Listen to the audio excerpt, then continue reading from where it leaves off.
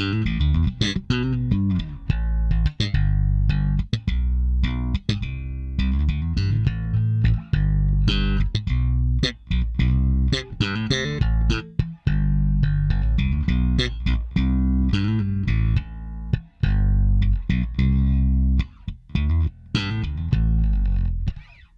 up, everybody? Anthony here, Empire Music, empiremusic.com. Phone number at the shop. If you need anything, reach out, 412-343-5299. So I already shot the P-Bass video. I'm not sure which order you're going to see this in, but Fender has released, turn this down, I always do that. Fender has released the new Standard Series lineup. Now, it's an interesting piece for Fender, Fender branded instrument. Indonesian made, I'm sure that's the biggest bullet point there. So this sits kind of in between the Squier Classic Vibe lineup and the Player II series. And based off of my experience filming the P-Bass and really putting those basses through the paces, so to speak, it fits perfectly in that lineup. Justin and I were kind of in between shooting, talking about it. It's like giving each other opinions and thoughts on it, because we both spent some time with the instruments finally. We saw them at the NAMM show, but we didn't get a chance to play them, so this is kind of our first chance to get them in our hands, get them through an amp and see what's going on. But I really think at $150 or $170 more than the Classic Vibe and $300 less than the Player II series, it gives you a lot of bang for your buck at $600. Also, it says Fender on it. This is me. This is something that this is my problem, not your problem. But maybe you're not like this. But I can't play a bass that says Squier on it. I can own a bass that says Squier on it, no problem. I could record with it, no problem. You wouldn't see me probably ever take an Instagram photo or go out to a live gig with something that says Squier on it. I know it's superficial and I know it's dumb, but I just cannot do it. I'm sorry, I just can't. So this is a cool way to not have to do that for not that much more than what you get out of a Squier Classic Vibe, right? They're really slick basses, so I try to be transparent in the videos. I'll call Fender out on something that they do wrong. I'll call Fender out on something, or I'll compliment them on something that they do right. I think they did a lot right with this bass, from the type of pickup that's in it, from the wood materials that are in it. I think it makes a lot of sense, and I think it fits, like I said, that price, those tiers of prices, it really does make some good sense. And I said this in the P-Bass video, and I said it near the end of it, but it can kind of piggyback onto what we're talking about here, refinement. As we go up in these lines, you don't necessarily have some bass that goes all of a sudden way over the top, maybe until we get into like American Vintage 2, then obviously into custom shop stuff. But everything's pretty functional. If it's not functional, it's not something that we would sell here at Empire Music. But the refinement in the sound and the sensitivity and the ability to be a clearer extension of the player, right? Meaning, like, am I able to, is the bass able to interpret to the audience or to the listener the way that I'm playing, and any form of, I hate to say emotional response into playing, but can you hear the player's voice come through easily with an instrument? I think as you move up in the lines, you just get more and more of that. But as you'll hear with both of the basses I'm going to show you here, there's a lot of that in this. So right out of the box, I didn't do, and I said this in the P-Bass video, and I'm dead serious about it. I wish I would film this stuff. Maybe I should moving forward. Have Brent follow me around the shop while I tune these things up. I grabbed both of these right off of our wall. I plugged them in. They sounded like they were in tune. I made sure they were in tune, and we hit record. These are like right out of the boxes. I know the guys downstairs went over them, tuned them up. If anything looked weird, might have made a small adjustment to it, but it would be minimum. These are playing very, very good. They are a nice bass. The fretwork, I'm noticing that very much so on this particular one. Didn't really look at the fretwork on the black one all that much. It looks good. It feels good. So I'm impressed with them, honestly. Like at $600 to get something like this that performs the way it has so far. Well done, Fender. I think they did a really good thing on it. Also keep in mind, when we do come into basses or guitars that have some flaws, not structural flaws, that goes back to the factory. Let's say I would have opened this bass up out of the box and the setup wasn't good on it, right? And I wasn't shooting a demo, and I had a customer, that was purchasing this, and I pulled it out, looked down the neck, and, oh man, this could play a little bit better.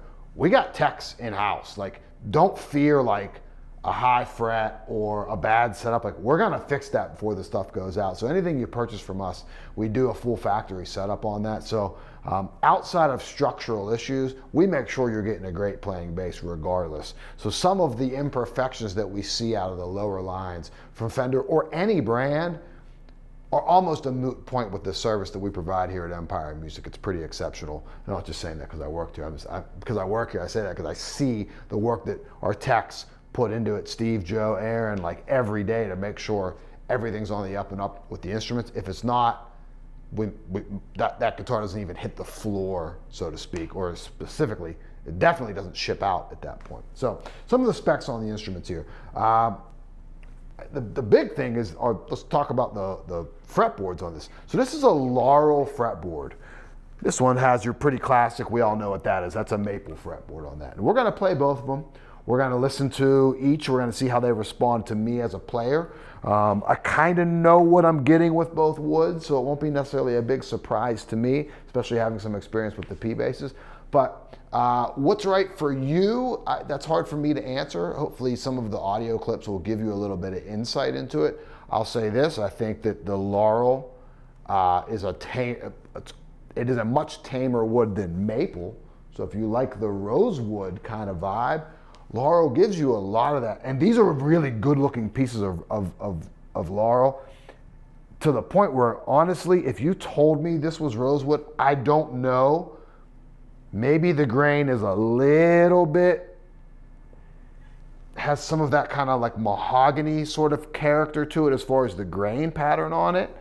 Maybe that's a little bit different, but I don't know that at first glance I would visually know the difference, to be honest with you. Sonically, I like to look at the Janko rating, which is the hardness of wood. There's a joke in there, like I said, the last one, we're not, let's just glaze over that, right? Let's just blow right by that, right? So on the Janko scale, Laurel is like right at rosewood. I think the hardness of Laurel is 2340, and rosewood was like 2350. The higher the number, the harder the wood there.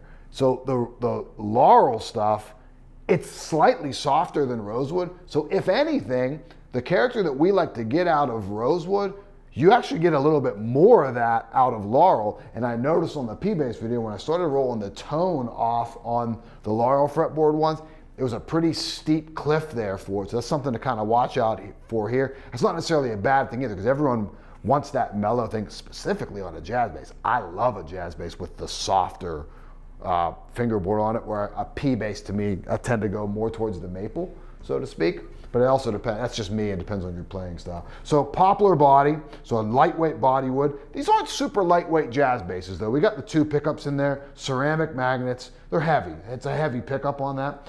If upgraded saddles, so you have the chrome, or the satin chrome steel saddles on that. Like I said, the ceramic standard pickup in it, I think that's the perfect pickup for these basses with the lighter weight body. It really does let you experience the difference in the fretboard wood, because they have a little bit brighter top end than what you would see out of an Alnico magnet. Volume, tone setup, so the standard 3-knob jazz bass setup. This one's in Olympic white. I love it with the stark white guard. I think that's really nice. And we just have it in black.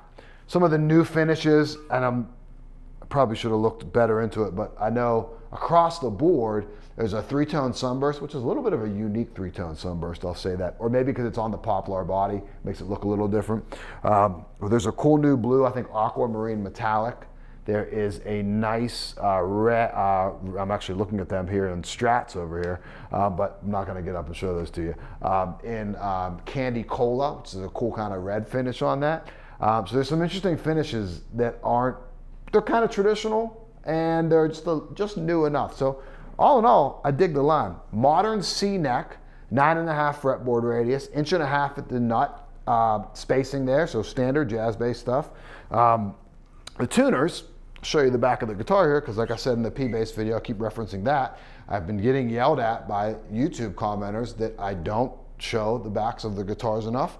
And the only reason that happens is just because I forget. But tuners, slightly smaller footprint, so we save a little bit of weight at the top of the guitar. I really like them. I really, really like them. I think I actually like a P-Bass and a J-Bass are not the same thing.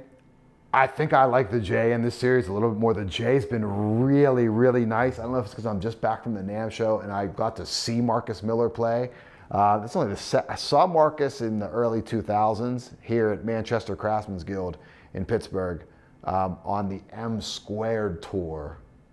Poogie Bell on drums, Dean Brown on guitar, I think. It was killer. But anyway, I got to see him play at the Mark Bass booth and at the Sire booth. And this reminds me a lot of what I'm getting out of the Sire basses, because those Sire basses are kind of heralded as like really nice import players. I think this is every bit as nice as a Sire bass. I don't even know what their price points are, but at $599, these are tough to beat. So I'm gonna go with both basses here, show you the Laurel fretboard, we'll show you the Maple fretboard, play similarly. I'll let you know kind of what I'm doing as we go through it. We'll talk through it, all right? So start with the Laurel.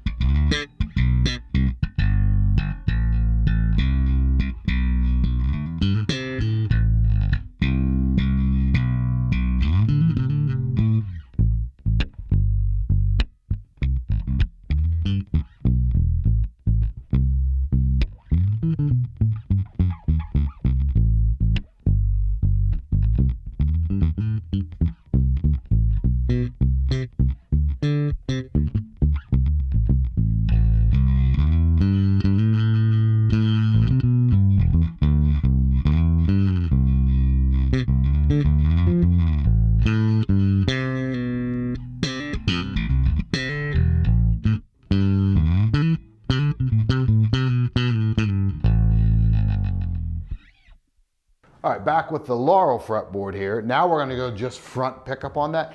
Playing wide open, I certainly noticed the difference between the two fretboard woods. You had that brighter, punchier, upper mid-range treble character coming out of the maple. And the rosewood still had a really nice amount of snap, as a jazz bass always does, but a little bit rounder in the lows, and being, again, a slightly softer wood than rosewood, I actually think that kind of benefits that, and that pairs great with the ceramic magnets in that. You know, the one thing, I think slap on jazz basses always sound good, and there's that really scooped out kind of modern thing that happens even in playing fingerstyle. The one spot that I don't love on a jazz is the palm mute thing. I really prefer that on the piece. I noticed that the character of that, the instrument wasn't quite the same. That was like one little drop off on that. I wouldn't even say I'm splitting hairs, it just kind of is what it is a lot of times on a jazz bass, at least for me. So we're gonna go just front pickup on it now, and we're gonna get that. I think of this as like a thin P bass kind of character, and it's cool. It's a little rubber bandy on it. I like it.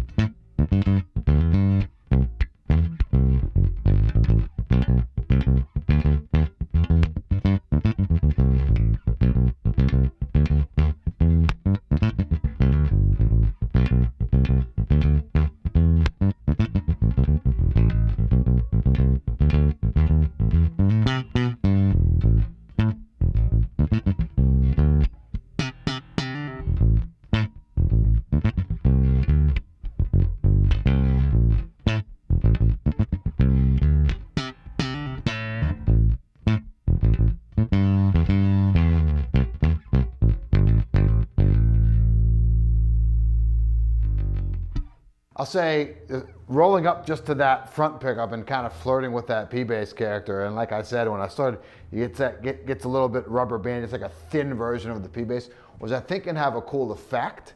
I think you do start to notice when wide open, these basses sound amazing. There, I'm digging in a little too hard for what I think that ceramic magnet kind of gives you. It's getting a little woofy on there, and just a little bit too much attack for that pickup to kind of translate. That's where I go back to that refinement thing and like the sensitivity of an instrument. I probably should be playing this demo, and I'm not going to go back through it. I will here with the maple board, but a little lighter attack on that. I'll play the same thing at the same tempo too, or if I can.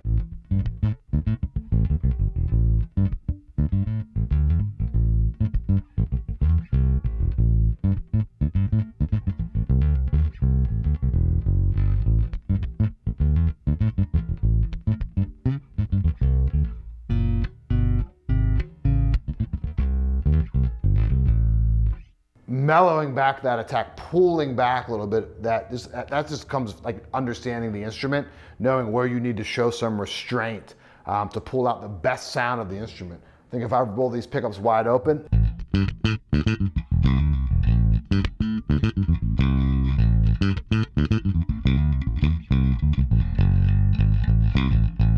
killing. Now we go to just that front pickup again. Kind of losing a little bit again. It's starting to lack a little bit of that refinement, indicative of the price point, I think, but a mellow touch on that.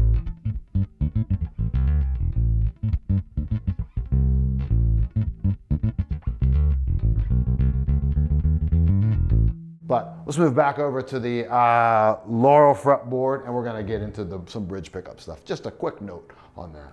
So Laurel fretboard, bridge position. Just bridge pickup. Let me get that. All right. Laurel fretboard, bridge pickup.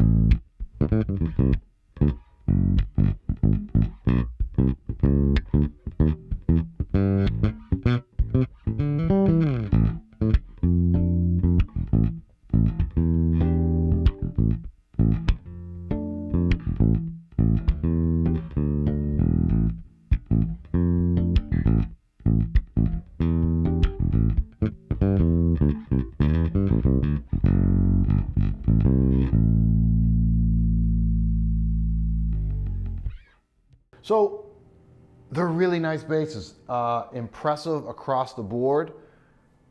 I mean, wide open, they are as good as anything else, I feel like, in the jazz bass thing. We start to solo the pickups. I think that's where we start to see a little bit of that price point come out. I mean, it's a $600 bass. It's a Fender branded $600 bass. I think it outperforms that price tag.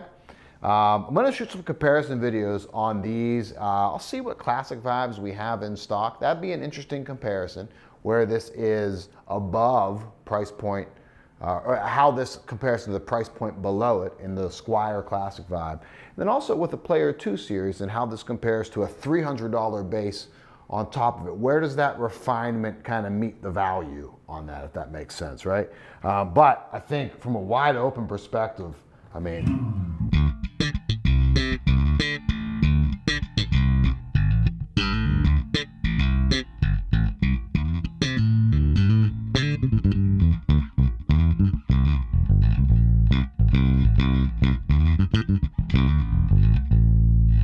it's really got that scooped out. Like, I love that thing out of a jazz bass. when I play a jazz bass or I reach for a jazz bass or my version of a jazz bass in my personal collection, which there is one, it's just not a Fender branded jazz bass, although it probably should be. That's the sound that I want. I'm take it or leave it, and this is just me, purely personal opinion. I'd throw these other two soloing pickups away. I want that middle, scooped out. I want to sound like Marcus Miller when I grab a jazz bass. That's again, just me, but that's the sound I want, and these do it really, really well. So Fender Standard Series jazz bass, new, it's a great price point, sits right between the Classic 5 Squier, actually a little bit closer to that at $600. This is $599 at the time of filming this. Above that's the Player II at $300 more. Really, really nice bass. Impressive so far. If you have any questions, reach me at the shop, 412-343-5299. You can email me directly. It's anthony@empiremusic.com. Free shipping on most items. A killer used selection going on right now too, so check out the used gear. And full setup on everything that we do. So if you have any questions, again, reach out. Thanks for watching.